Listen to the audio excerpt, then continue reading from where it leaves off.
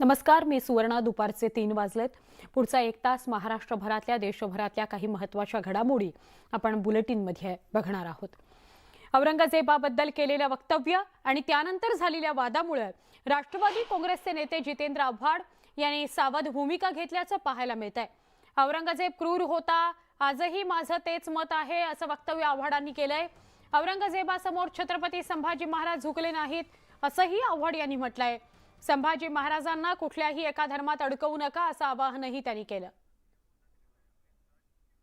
मुख्यमंत्री एकनाथ शिंदे बोलतायत. थेट प्रक्षेपण. बोलवलंय त्यातून मार्ग लवकरच निघेल आणि जे काही वास्तू ज्या आहेत या महापुरुषांच्या त्याचं जतन केलं जाईल. या बाबतीमध्ये शासन कुठेही तडजोड करणार नाही. एका बाजूला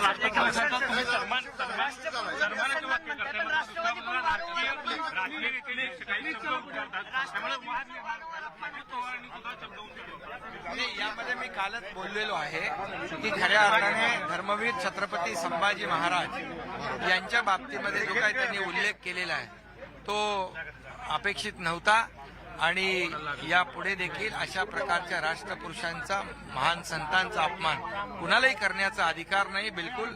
आणि ही भूमिका जी आहे ही भूमिका प्रत्येकाने घेतली पाहिजे. आपण काय बोलतो, कसं वागतो हे प्रत्येकाने ठरवलं पाहिजे. महापुरुषांचा अपमान या राज्यातली जनता खपवून घेणार नाही. मुख्यमंत्री एकनाथ शिंदे बोलत होते. महापुरुषांबद्दलचा अवमान, त्यांच्याविषयीची चुकीची माहिती, त्यांच्याविषयीचं वक्तव्य हे सगळं खपवून घेतलं जाणार नाही. अजित पवारांनी जे वक्तव्य केलं ते चुकीचंच होतं, असं एकनाथ शिंदे यांनी म्हटलेलं आहे.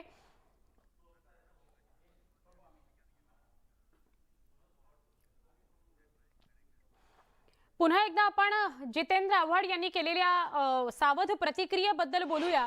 औरंगजेबाबद्दल त्यांनी वक्तव्य केलं होतं, त्यानंतर वाद निर्माण झाला. राष्ट्रवादी काँग्रेस नेते जितेंद्र आव्हाड यांनी सावध भूमिका घेतल्याचं बघायला मिळतंय. नेमकं ते काय म्हणाले पाहूयात. की औरंगजेब प्रचंड क्रूर होता, काकाला मारलं, भावाला मारलं, बापाला तुरुंगात टाकलं, सगळ्या गोष्टी त्यांनी केल्या. पण त्याच्यासमोर महाराष्ट्र झुकला नाही, शिवाजी महाराज झुकले नाहीत, संभाजीराजे झुकले नाहीत. आणि शिवाजी राजांनी जे स्वराज्य निर्माण केलं होतं त्याचं रक्षण मरेपर्यंत संभाजी महाराजांनी केलं. पण एका धर्माशी नाव जोडून त्यांना धर्मवीर म्हणण्याचं काही कारण नाही. तसा कुठलाही ऐतिहासिक उल्लेख नाही. तसा उल्लेख असता तर मग संभाजीराजेंना सावरकरांनी आणि गोळवळकरांनी स्त्रीलंपट आणि दारुड्या असं म्हणण्याचं कारणच नव्हतं. आणि हा दाखला मी देत नाही, हा इतिहासामध्ये त्यांच्या स्वतःच्या पुस्तकात आहे. तेव्हा आपल्या अंगावर आलं की दुसऱ्याकडे ढकलून द्यायचं हे काम नेहमीच असतं. मी आजही म्हणतो औरंगजेब क्रूर होता त्यांनी हालाल करून शंभूराजेंना मारलं.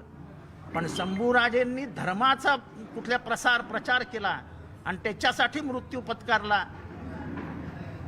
हे मला मान्य नाही. महाराष्ट्र धर्म पाळला, मराठा धर्म पाळला.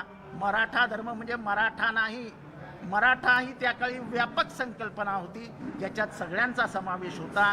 त्यामुळे परत एकदा सांगतो, शंभूराजे हे स्वराज्य रक्षक होते, म्हणजेच ते धर्मवीर पण होते. पण ते स्वराज्य रक्षक आणि धर्मवीर एकाच कुठल्या धर्मासाठी होते तर अजिबात नाही.